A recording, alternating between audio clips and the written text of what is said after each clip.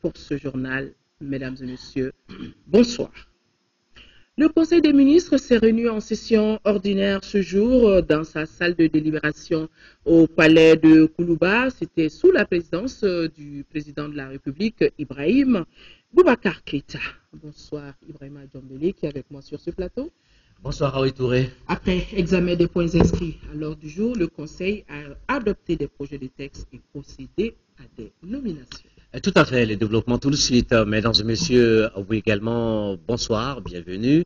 Et nous commençons par le chapitre des mesures législatives. Sur présentation du ministre de l'Intérieur et de la Sécurité, le Conseil des ministres a adopté un projet de loi portant statut de l'opposition politique dans le souci de consolider la démocratie pluraliste. La loi numéro 47 du 13 juin 2000 a conféré aux partis politiques de l'opposition un statut juridique.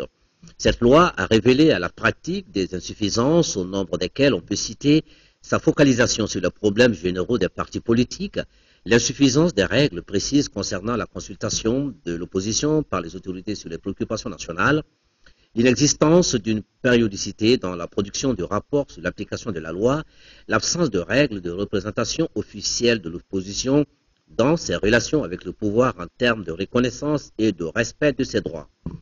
La rélecture de la loi du 13 juin 2000 vise à corriger ces insuffisances. Le projet de loi portant statut de l'opposition s'inscrit dans ce cadre. Il confère à l'opposition politique un véritable statut avec l'institutionnalisation d'un chef de l'opposition qui en devient le porte-parole. Il apporte des innovations majeures. Il se recentre autour de l'opposition politique et permet la consultation du chef de l'opposition par le président de la République et le Premier ministre, fixe une périodicité de la production du rapport et il détermine les règles de représentation officielle du chef de l'opposition. Enfin, le projet de loi assimile les avantages du chef de l'opposition à ceux du premier vice-président de l'Assemblée nationale. 2. Un projet de loi portant sursis à la révision annuelle des listes électorales au titre de 2014.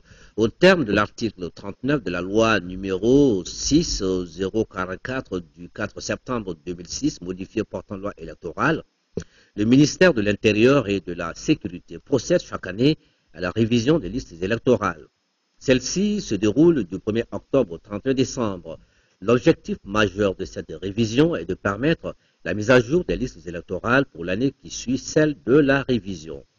Pour prendre en compte l'engagement du Premier ministre à assurer la participation aux élections des personnes ayant atteint la majorité et les personnes omises lors du recensement administratif à vocation d'état civil RAVEC et la demande des partis politiques dans le même sens, le ministère de l'Intérieur et de la Sécurité envisage une opération de recensement administratif à partir du troisième trimestre de l'année 2014. Cette opération se traduira par la mise à jour de la base des données du RAVEC. Conformément à la loi électorale, sur la base des résultats de cette opération, les tâches de révision exceptionnelle des listes électorales seront exécutées en vue de l'élaboration du fichier définitif devant servir à l'organisation des élections. Dans ces conditions, la révision annuelle des listes électorales, telle que prévue par la loi électorale, n'est plus opportune. L'adoption du présent projet de loi vise à surseoir à la révision annuelle des listes électorales. 3. Un projet de loi portant modification de l'annexe de la loi numéro 10-034 du 12 juin 2010 portant statut des fonctionnaires de la police nationale. Dans le cadre de l'amélioration des conditions de vie des personnels des forces de défense et de sécurité, ont bénéficié en 2012 d'une augmentation de 15% sur leur salaire.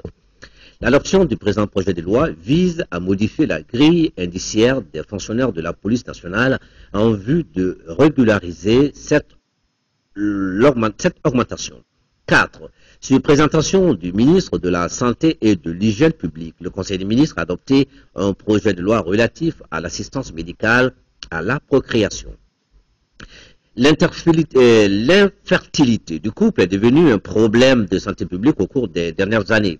Environ 15 à 20% des couples dans le monde consultent pour des problèmes d'infertilité, mais seuls 3 à 4% d'entre eux seront au bout des examens et tentatives de traitement, y compris l'assistance médicale à la procréation, considérée comme définitivement stérile.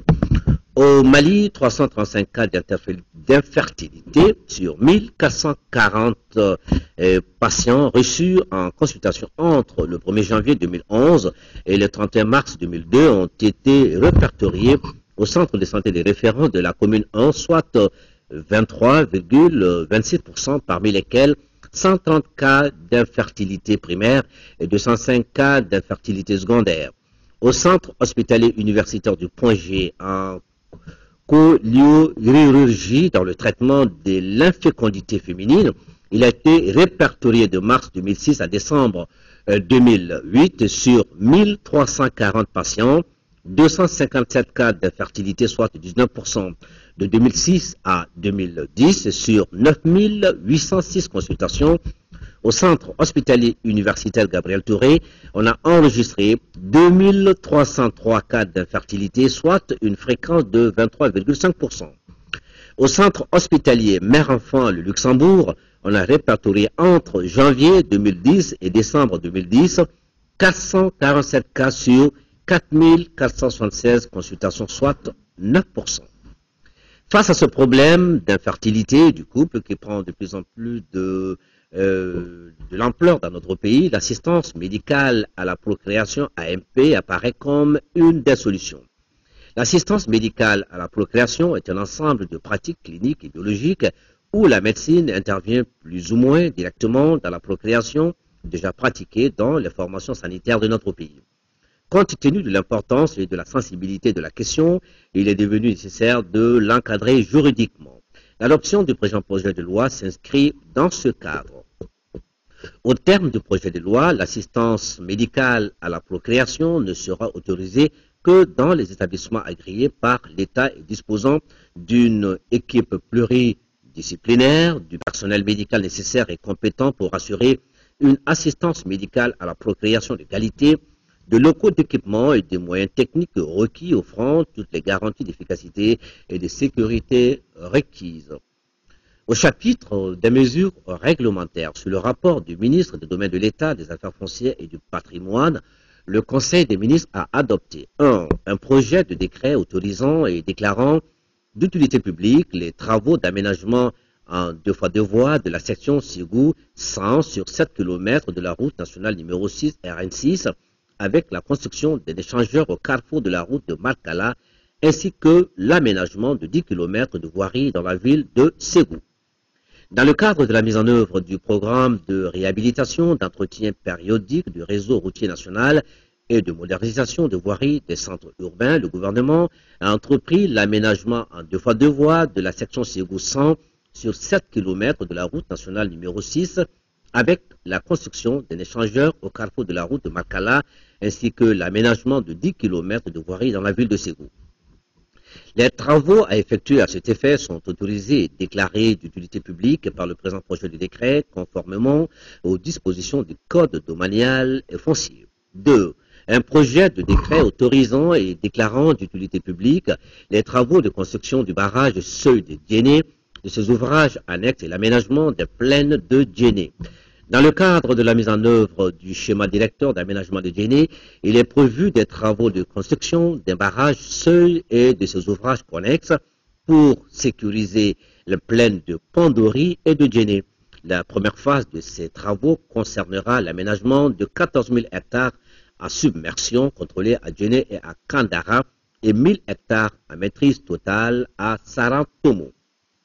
Dans le présent projet de décret qui autorise et déclare d'utilité publique ces travaux de construction et l'aménagement est adopté conformément au Code domanial et foncier en vue de permettre la réalisation des 10 travaux. 3. Sur le rapport du ministre du Travail, de la fonction publique et des relations avec les institutions, le Conseil des ministres a adopté un projet de décret portant plan de carrière du cadre de la santé. La gestion saine de la carrière professionnelle est l'un des éléments déterminants de la motivation du travailleur. Le présent projet de décret s'inscrit dans le cadre de la mise en œuvre de la politique de développement des ressources humaines pour la santé adoptée par le gouvernement en 2009.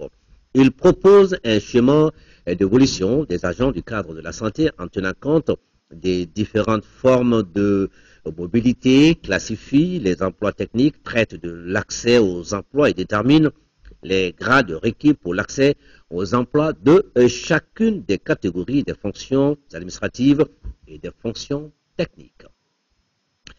Au chapitre des mesures individuelles, le Conseil des ministres a procédé aux nominations suivantes au titre du ministère de l'Intérieur et de la Sécurité. Chef de cabinet, M. Chenkoro Doumbia, inspecteur des finances. Directeur des finances et du matériel, M. Mamadou Sunguna, capitaine de l'armée de terre. Au titre du ministère des Affaires étrangères, de l'intégration africaine et de la coopération internationale, délégué permanent auprès de l'UNESCO à Paris, Dr Oumar Keïta, historien, politologue. Directeur adjoint du protocole de la République, M. Modibo Traoré, conseiller des Affaires étrangères. Au titre du ministère de la Santé et de l'Hygiène publique, conseiller technique, M. Salif Samake, médecin. Au titre du ministère de l'Éducation nationale, directeur national de l'enseignement normal, M. Al-Moudou B. Touré, professeur principal enseignement secondaire. Directeur du Centre national des examens et concours de l'éducation, M. Youssouf Diakité, professeur principal de l'enseignement secondaire. Voilà, Aoui Touré, c'est tout pour le Conseil des ministres de ce mercredi. Merci Ibrahima Diombele, vous allez rester avec moi sur ce plateau pour suivre le cours de ce journal.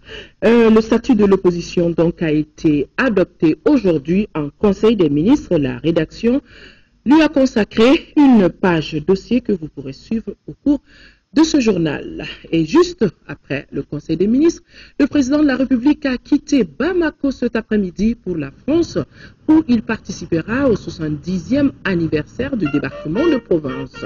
Ibrahim Boubacar Keïta, avec d'autres chefs d'État du continent, sont les invités du président français François Hollande. Ibrahim Boubacar Keïta cet après-midi à son départ.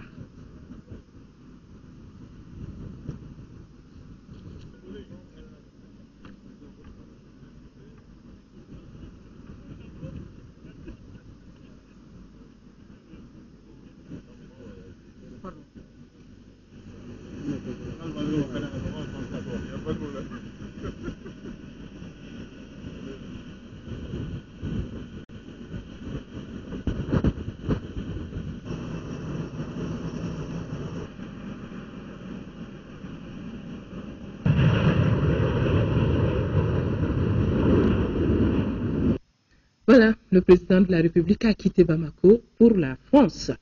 Et hier, les griots et patriarches de la région de Ségou étaient chez Ibrahim Boubacar Keïta. Ils se sont engagés à réconcilier les fils et filles de notre pays, une initiative qui vise à mobiliser l'ensemble des forces vives de la nation, et cela pour relever les défis du moment, nous dit Ibrahim Traoré. Les griots et patriarches de la 4e région du Mali montent au créneau pour apporter leur contribution à la gestion de la situation actuelle du Mali. Ils sont engagés depuis une dizaine de jours à mobiliser l'ensemble du peuple malien en vue de relever ce défi. Le but de leur visite à Koulouba est justement de rendre compte au chef de l'État des actions entamées par leur regroupement. Nous, les Nyamakala, dans notre rôle de réconciliation, avons pris notre bâton de pèlerin pour venir en aide au Mali. Cela est notre rôle. Chaque fois, dans une famille, dans un village, dans une ville, surtout au niveau du pays, il est tout à fait normal que les Nyamakala interviennent entre les nobles. C'est ce que nous sommes venus faire. Nous avons rencontré tous les partis politiques de la place. Nous allons rencontrer la mouvance présidentielle. Tous unanimement sont animés d'une même volonté, la paix, la quiétude, la tranquillité de ce pays. Le président de la République s'est dit fier de cette initiative. Le chef de l'État a tenu à remercier ses hôtes du jour pour cette démarche qui doit servir d'exemple surtout à la jeune génération. Je vous le dis toujours à vous, les jeunes, connaissez le Mali. Si vous faites l'effort de connaître le Mali, vous serez des hommes à l'aise dans le monde. Parce que vous saurez qui vous êtes. Un homme doit savoir qui il est. S'il sait qui il est, parmi les hommes dans le monde, il sera toujours comme ça. Pas comme ça. Ça, c'est le Mali. Le pays de l'honneur et de la dignité. C'est le combat de toute ma vie. Que ce pays soit debout. Que ce pays soit indicateur de vertu. Porteur de vertu. C'est eux qui nous le rappellent chaque fois que de besoin. C'est une chance inouïe pour ce pays-là. Inouïe. Les propos qui ont été mis ici aujourd'hui m'ont ému. Ils ont reçu de la part de tous les partis politiques. Je profite de votre micro d'abord pour les remercier, les féliciter de ce souci du pays, de cette culture que nous partageons, qui nous fait tous, en dépit de nos différences, et qui sont enrichissantes, des frères, en partage des mêmes héritages culturels nationaux. C'est dans cela l'accueil qu'ils devaient réserver à cette délégation, comme moi-même l'ai fait ici. Qu'ils en soient remerciés. C'est leur souci du pays. Ce souci que nous partageons. Nul n'a l'apanage du patriotisme. Chacun de nous, eux comme moi, avons le Mali comme souci. Je ne suis pas le seul à porter ce fardeau-là.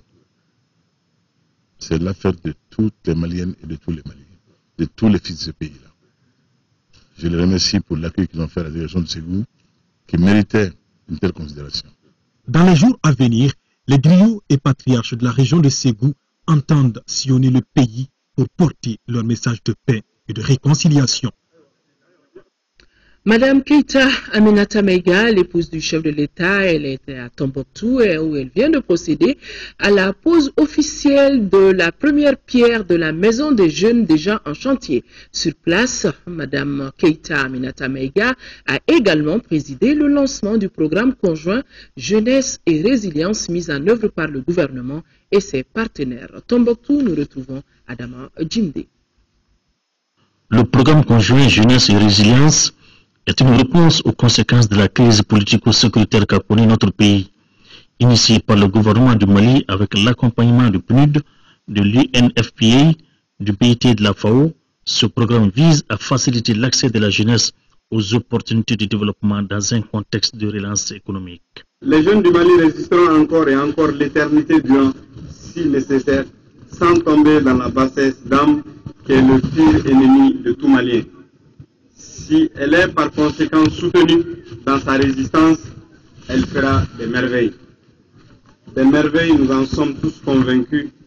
Elle en produira, et j'en suis sûr, c'est l'esprit qui a présidé au lancement de ce programme conjoint Jeunesse et Résilience. Permettez-moi, avant de conclure, de saluer la coopération fructueuse entre le Mali et ses partenaires internationaux, dont un exemple concret c'est celle qui existe entre le ministère en charge de la jeunesse et le système des Nations Unies. Je souhaite d'ailleurs saisir cette opportunité pour réitérer notre engagement à accompagner votre pays dans ses efforts de restauration de la paix et de la stabilité. Le choix de Tombouctou pour abriter ce lancement se justifie par le fait que cette ville a été le théâtre de multiples exactions causées par les groupes armés pendant l'occupation. À présent, les maîtres mots s'articulent autour de la consolidation de la paix et de la reconstruction selon les autorités. Le programme conjoint Jeunesse et Résilience se situe donc dans le cadre de l'accompagnement des efforts de reconstruction nationale engagés par les plus hautes autorités du pays. Et dans cet ordre d'idée, il vise à amener les jeunes à exécuter des activités à fort coefficient de main-d'œuvre en créant pour eux des emplois et des occupations productives et à fort potentiel d'impact. C'est une première dame toute fière qui a procédé à la pose de la première pierre de la maison de la jeunesse de Tombouctou, déjà en chantier. C'est avec joie que j'ai accepté d'être aux côtés de M. Kresli et aux côtés du ministre et de toutes les autorités de la population de Tombouctou pour montrer mon engagement en faveur des jeunes. Ce programme est un programme important et je crois que je repars très satisfaite parce que le président du Conseil national des jeunes l'a dit. Je crois qu'il a déjà bien pris à bras le corps ce programme. Et je crois que toute la jeunesse va suivre et je dis bonne chance, bon vent à ce programme. Le dit programme prévoit également la mise en œuvre d'activités de sensibilisation pour la paix, la bonne gouvernance et la promotion d'activités génératrices de revenus pour 4500 jeunes regroupés en GUE. Restons avec la jeunesse, avec le lancement hier à Kona des activités de vacances citoyennes. Ainsi, pendant un mois, les jeunes venus de Bamako et de toutes les régions du Mali vont mener des actions citoyennes sur 4 sites comme Reboisement, par exemple, des conférences-débats. Cela en vue de contribuer dans l'œuvre de réconciliation nationale. Le point avec nos envoyés spéciaux, Aldjou Matina et Sidi Modibo Dambélé. Symbole de l'offensive française contre les groupes djihadistes et narcotrafiquants, Kona, la ville martyre, sera pendant une semaine le lieu de rencontres, d'échanges et de brassage de la jeunesse malienne dans toute sa diversité. Et là, à travers la festivité des vacances citoyennes. Point de doute, le moment est solennel et mémorable. Les activités citoyennes que nous avons programmées pendant 5 jours à Kona témoignent votre à participer sans intéressement et à la rénovation de notre foyer des jeunes et à la protection de notre environnement. C'est pourquoi j'invite les jeunes de Kona à sortir massivement pour accompagner les frères et sœurs sur les chantiers, dans les dortoirs et partout où ils se trouvent à Kona. C'est donc parti pour Vacances citoyennes 2014. Environ 450 jeunes venus du district de Bamako et des 8 régions du Mali auront un cadre d'affirmation en vue de jouer leur partition dans l'œuvre de réconciliation nationale. Que la cloche de la citoyenneté sonne du haut des merveilleuses collines de Kona. Nous allons permettre à cette cloche de sonner dans chaque village, dans chaque hameau, dans chaque ville, pour que la notion de citoyenneté, tant sollicitée par nous-mêmes et réalisée par les plus hautes autorités du pays, puisse impacter sur toute l'étendue du territoire national. En instituant Vacances citoyennes en partenariat avec le Conseil national de la jeunesse du Mali, les plus hautes autorités ambitionnent de voir la jeunesse renouer avec leurs valeurs citoyennes, gage de développement. Nous voulons mobiliser les jeunes autour d'activités citoyennes. Il fallait commencer par des activités de grands chantiers de reconstruction. Et on s'est dit, symboliquement, c'était bien de repartir de là où tout est parti. Je ne veux pas dire que l'occupation a commencé par ici, mais en tout cas la libération a commencé par ici, la résistance. Donc on va recommencer aussi par construire, pendant cette activité-là, les jeunes se sentent responsabilisés, d'un. De deux, qui se sentent utiles par rapport à ce qu'ils auraient fait pour leur communauté. De trois, qu'ils aient appris à se connaître entre jeunes. À Kona, le lancement des vacances citoyennes a été marqué par des opérations de plantation d'arbres et la visite de la maison des jeunes qui sera entièrement rénovée. Les mêmes activités sont prévues dans une semaine à Djabali. Plus rien ne s'oppose à la construction des 2 centres de formation professionnelle dans la région de Ségou et Sikasso. Les présidents des conseils régionaux de ces localités et le directeur de la dette publique ont signé la convention de rétrocession de parcelles. C'était cet après-midi ici à Bamako, sous les yeux des partenaires de l'AFD et du ministère de l'Emploi et de la formation professionnelle. Ramata Konaté était présente pour nous. Avec la signature de ces accords, c'est un pas important qui vient d'être franchi dans le développement de la formation professionnelle. 2 parcelles sont désormais mises à la disposition du ministère concerné au niveau des régions de Ségou et de Sikasso. C'est pour abriter les centres de formation professionnelle spécialisés dans les métiers para-agricoles. La réalisation de ces importantes infrastructures qui vont être des structures d'accueil pour le renforcement des ressources humaines, acteurs du développement territorial, vient à point nommé. Les populations sont fatiguées. Fatiguées pourquoi? Parce qu'on crie en longueur de journée qu'il n'y a pas d'emploi. Mais ce qui est caché que tout le monde ne voit pas, c'est l'adaptation du capital humain à l'emploi. Ces accords de rétrocession vont permettre pour ce projet d'être en conformité avec la loi qui porte Code des collectivités territoriales.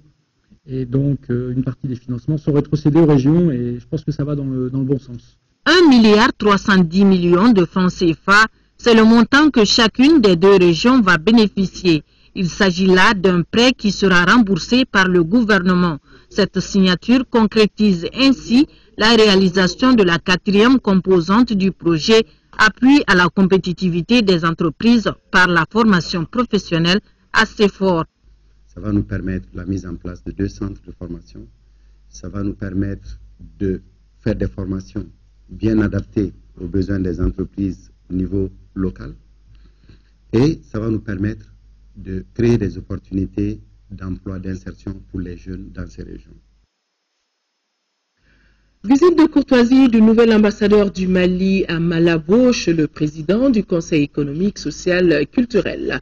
Mamadou Dem, c'est son nom. Pour lui, le défi est grand, mais il n'est pas au-dessus de nos moyens. Il est au micro de Mahamadou Doumbia. Je suis en passe derrière mon poste. Et à cette occasion, je pense qu'il est extrêmement important que je vienne voir, et c'est même de tradition, les chefs des institutions de la République. Et de façon très spécifique pour le Conseil économique et social, c'est le centre névralgique des activités économiques et commerciales à la rigueur aussi du pays. Et aujourd'hui, comme vous le savez, la diplomatie n'est pas seulement que d'assurer la relation entre les nations de façon classique, elle devient plus importante dans le cadre des échanges économiques et culturels. Et voilà le point commun à cette mission-là qui fait que je pense qu'il était utile que je vienne voir le président du Conseil économique et social afin qu'il me guide, m'oriente et me conseille utilement. Nous savons qu'à Malabo, il y a beaucoup de ressortissants maliens. Le peuple malien, c'est un peuple violent, comme diraient certains pays, un peuple commerçant. Je m'attends à ce que, comme d'ordinaire ou comme des choses logiques, qu'il y ait des problèmes d'activité liés à l'activité économique, et ça fait partie encore de la mission qui incombe au chef des responsables des missions diplomatiques dans les pays. Nous partons pour ça et on est prêt à ça. Le président du Conseil économique, social et culturel convie les membres du Conseil économique, social et culturel présent à Bamako et les membres associés à une rencontre avec le représentant spécial de la CEDEAO au Mali demain jeudi 14 août à partir de 10h au siège de l'institution à Koulouba. Le haut représentant du président de la République pour le dialogue inclusif intermalien, Modibo Keïta, poursuit ses rencontres d'information. Il a rencontré cet après-midi des professeurs d'université et des chercheurs du Mali. Moussa Fané, compte rendu.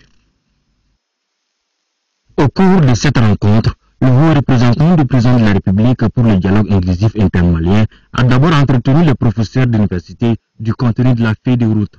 Il a également recueilli les observations de ces derniers.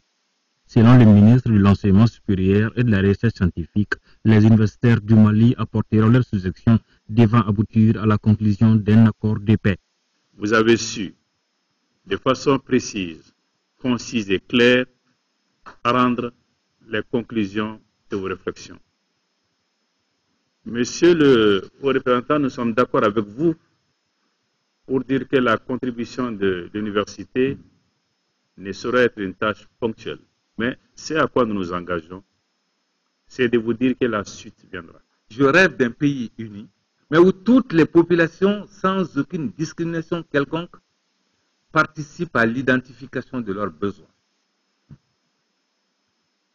participent à l'élaboration de la politique visant à satisfaire ces besoins, participent à la mise en œuvre effective, directement ou indirectement, de cette politique visant à couvrir les besoins, et finalement participe à l'évaluation de cette politique.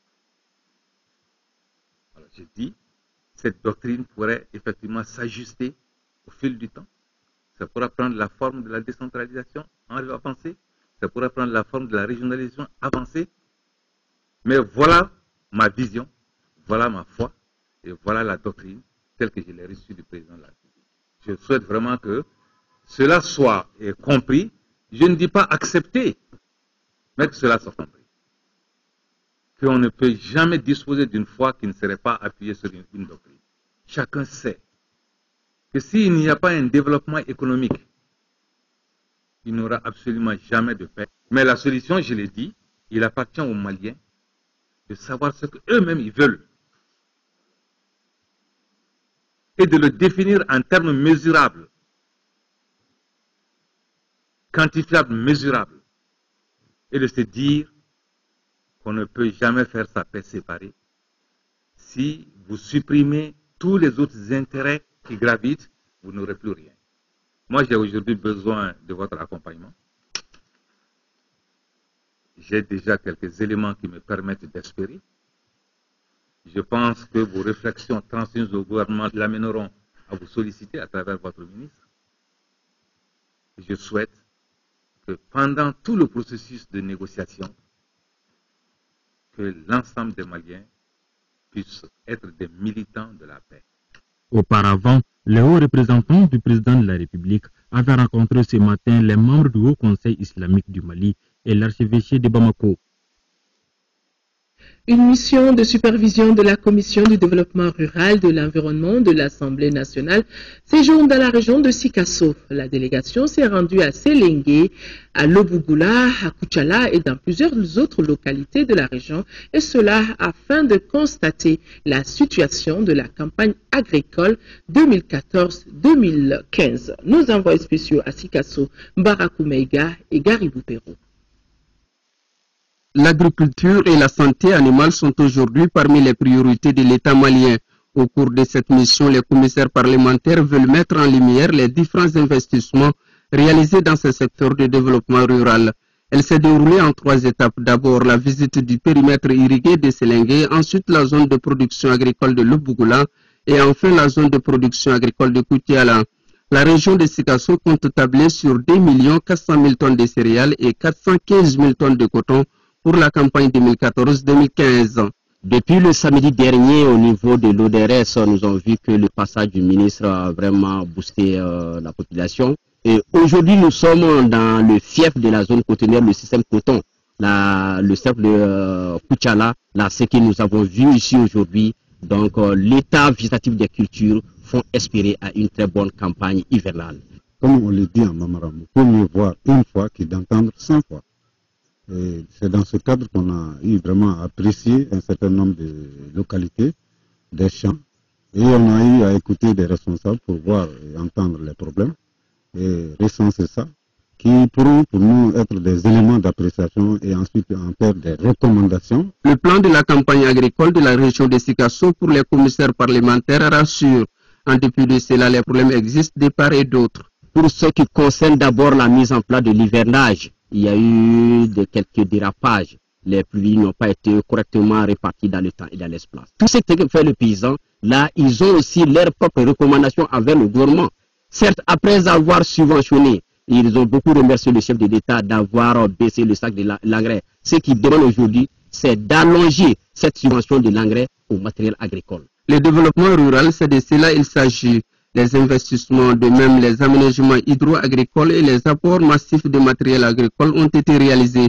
Pour que tout ceci puisse être profitable, il faut une maîtrise totale de l'eau et une mise à niveau des producteurs aux nouvelles conditions de leurs tâches. Oui, l'actualité aujourd'hui, c'est l'adoption en Conseil des ministres de l'avant-projet de loi portant statut de l'opposition. Et cela, avant d'être soumis au Parlement, le texte définit les droits et devoirs de l'opposition et officialise le statut du chef de l'opposition. Et intervenant donc après les soubresauts de 2012-2013 et une expérience du consensus politique, le futur statut de l'opposition s'annonce déjà déminant pour notre processus démocratique. Lamine Tchekoura, Koulibaly, Mohamed Ould Mamouni ont essayé d'en comprendre un peu plus. Une démocratie, c'est un exécutif appuyé sur la nation et contrôlé par une opposition. Le statut de l'opposition est donc ce statut juridique qui lui donne des droits et libertés lui permettant d'avoir les moyens de son contrôle de l'exécutif, mais aussi des propositions d'alternatives.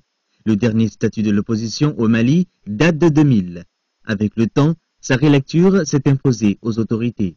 C'est à partir de 1995 que le premier statut de l'opposition a été adopté. Ce statut a été amélioré au cours du forum politique de janvier 1999, forum même qui avait pour objet la relecture des textes fondamentaux. À partir des élections générales de 2002, on a assisté à ce qu'on appelait un consensus de 2002 à 2007. De 2007 à 2011, il y a eu l'avènement d'une opposition parlementaire Mais à partir du gouvernement Mariam Kadiama Sissé en avril 2011, le seul Sadi est resté dans l'opposition. Bon, à la faveur des événements que le pays a connus et les élections générales de 2013 qui ont vu l'avènement de Ibrahim Boubacar Keïta comme président de la République, il s'est engagé à donner à l'opposition tous ses lettres de noblesse. Ce qui fait en fait la pertinence d'un statut de l'opposition, ça veut dire que c'est un texte qui fait partie des textes fondamentaux de la République. La Constitution, après la Constitution, on va certainement parler de la charte des partis politiques, la loi électorale, ensuite il y a le statut de l'opposition et il y a le code des collectivités territoriales. Donc si ça fait partie des 5 piliers, n'est-ce pas, des textes fondamentaux de la République, ça veut dire que avoir un statut de l'opposition est non seulement pertinent, mais également obligatoire. Le projet de loi portant statut de l'opposition politique apporte plusieurs innovations qui participent de la consolidation de la démocratie. C'est un indicateur de bonne gouvernance. C'est un texte qui comporte 23 articles articulés autour de 4 chapitres. Au niveau des droits classiques de l'opposition, qui sont les suivants: le droit à la parole, le droit d'initiative législative, le droit du contrôle parlementaire, c'est-à-dire les questions orales, les questions écrites, la censure, et par exemple au Mali, le droit de saisir la Cour constitutionnelle. Mais le texte va beaucoup plus loin dans le régime juridique des droits. Cette fois-ci, tout parti politique peut se déclarer dans l'opposition, ou tout parti politique dans l'opposition peut approuver la politique du gouvernement, mais cette fois-ci en ne faisant plus partie de l'opposition. Et ensuite, les partis politiques d'opposition, je parle de partis politiques d'opposition, peuvent être reçus par les missions diplomatiques. Mais tout en restant dans le cadre de la légalité. Les partis politiques peuvent être consultés par rapport aux grandes questions préoccupantes de la nation. Il s'agit aussi de les associer à des visites ou bien à des audiences que le président de la République peut accorder à des personnalités étrangères, les consulter quand il y a des questions d'intérêt national. Je veux parler par exemple du cas de pourparlers en Algérie. Il est important, une fois que ce texte est adopté, que l'opposition soit informée à temps réel de la démarche faite par le gouvernement. Il peut nouer des relations, comme ça s'est fait d'ailleurs avec l'International socialiste, l'International libéral et autres organisations du même genre à l'extérieur. Ce texte unifie la notion d'opposition politique, parce que désormais, l'opposition politique parlementaire et l'opposition politique extra-parlementaire sont unis et bénéficient pratiquement des mêmes droits et des devoirs. Elle critique, elle dénonce, elle propose. Et c'est ça la démocratie.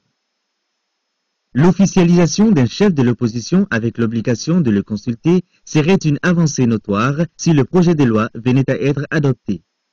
Au niveau du chef de l'opposition, le texte aussi innove beaucoup.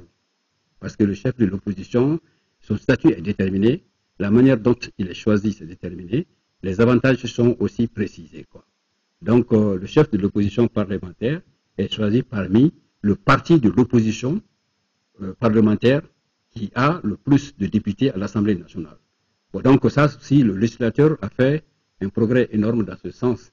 Et il est même parti plus loin, le législateur, parce qu'il dit que si tel n'est pas le cas, on peut recourir aux élections communales et voir le parti qui a le plus de conseillers. Il va encore plus loin encore. Il dit que s'il y a égalité entre les partis politiques, donc le député le plus âgé est désigné comme chef de l'opposition politique. Par ce projet de loi, les autorités reconnaissent le rôle d'utilité publique de l'opposition.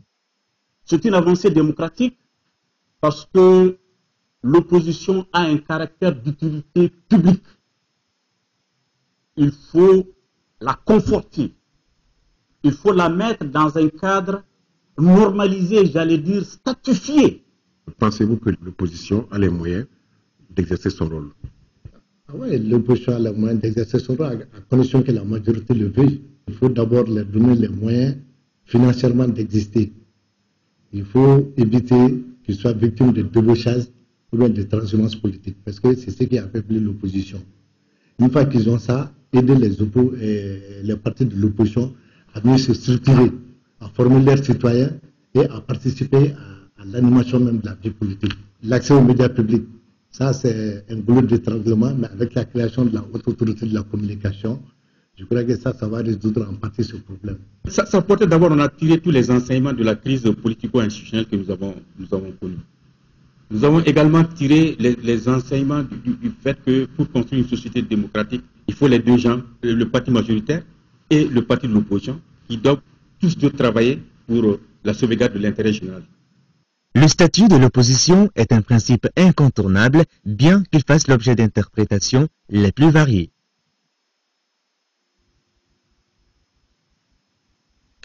Le programme Filets sociaux ou encore Djigui Semeyiri a tenu ce matin la deuxième session de son comité national de pilotage. Ce programme d'urgence de lutte contre l'extrême pauvreté a démarré en 2013 pour 5 ans sur financement de la Banque mondiale. Ibrahima Tchokari, compte rendu.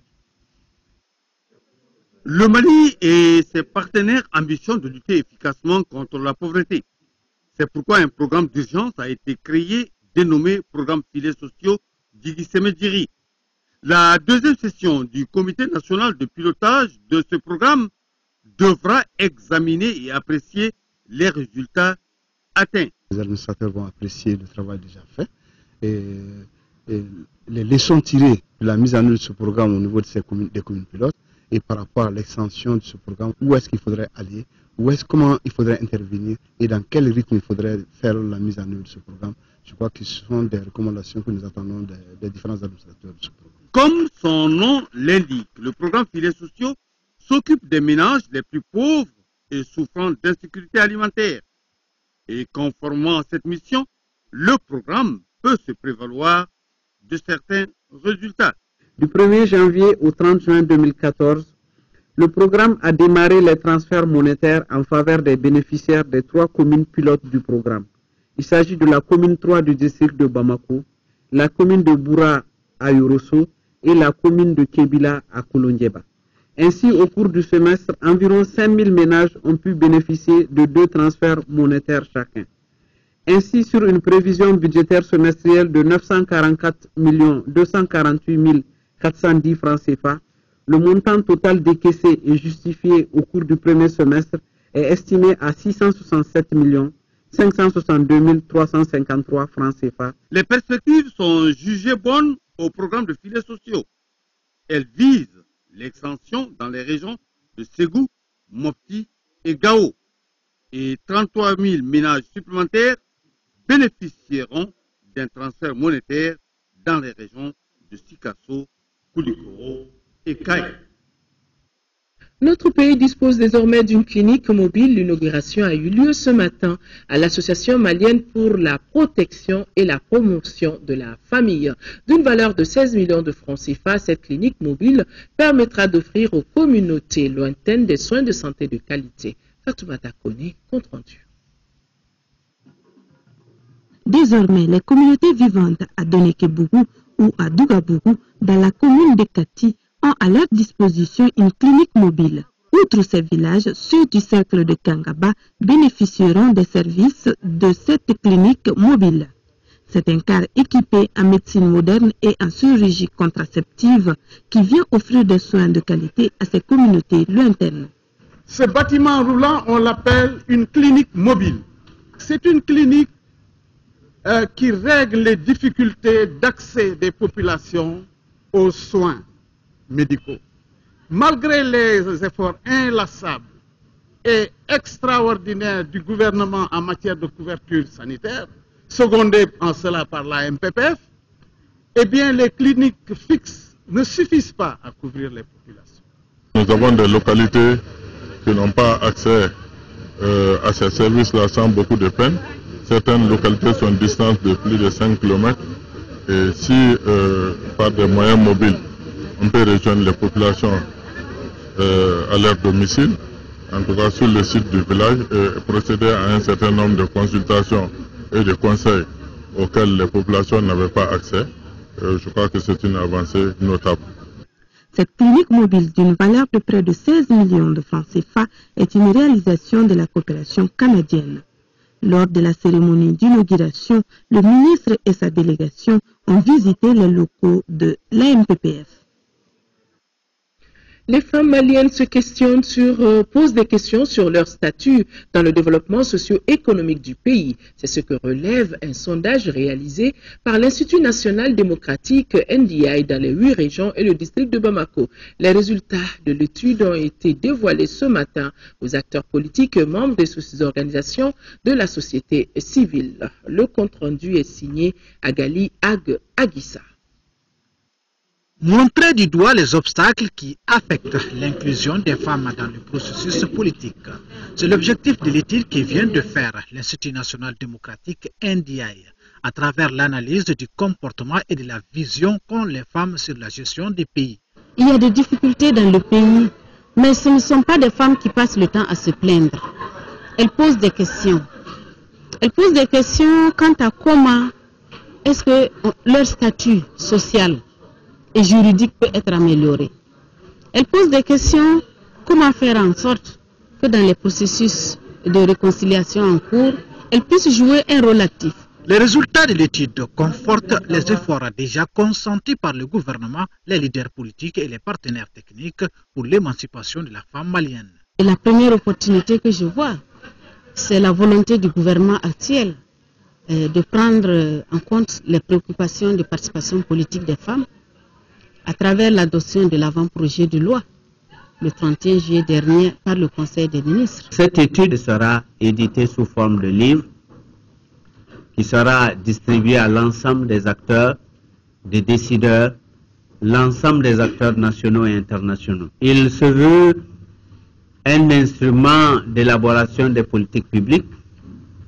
Il se veut un outil de développement. Le document contient également une batterie de recommandations formulées à l'endroit des élus, du gouvernement, des partis politiques et organisations de la société civile.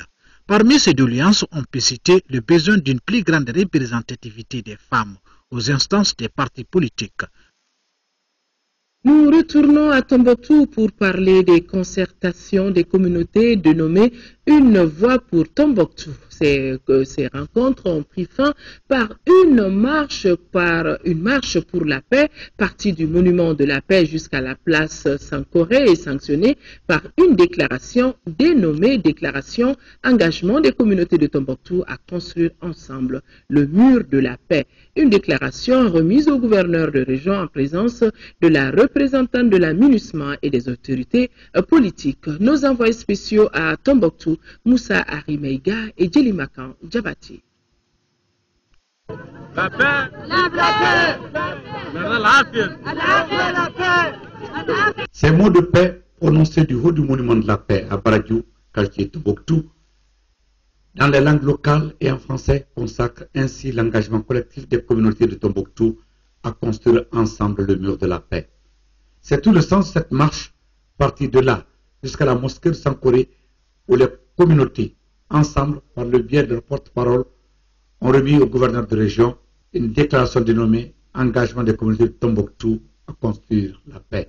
Convaincus que nous sommes condamnés à vivre ensemble, nous, population de Tombouctou, toutes communautés confondues, prenons l'engagement solennel en cette place historique de Sankoré, devant les autorités du Mali, devant la nation tout entière, les Nations Unies et la communauté internationale, de construire ensemble le mur de la paix.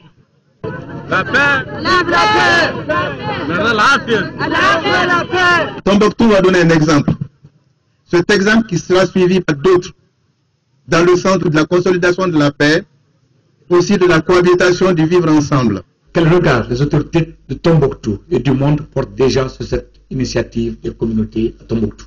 Qu'aujourd'hui, à travers cet engagement qui a été lu par Madame la Présidente, cet engagement qui personnellement me fait chaud au cœur, et je suis sûre que ça sera, Tombouctou va continuer dans la voie de la paix. Ce qu'on a vu, c'est du jamais vu. Nous avions vu toutes les communautés se donner la main, oublier ce qui s'est passé et repartir sur de nouvelles bases. Les uns les autres se sont pardonnés. Les uns les autres ont promis d'oublier ce qui s'est passé et repartir sur des bases nouvelles. Tombouctou, c'est la ville de la tolérance. Et je peux vous dire que quand les événements sont arrivés, ce sont même des frères musulmans qui ont aidé les chrétiens à prendre le chemin de départ vers le sud. Et nous avons été beaucoup touchés par pas mal de musulmans. Et même quand on est revenu, il y a pas mal de musulmans qui ont dit « Ah, pasteur, nous avons senti l'absence de l'église. »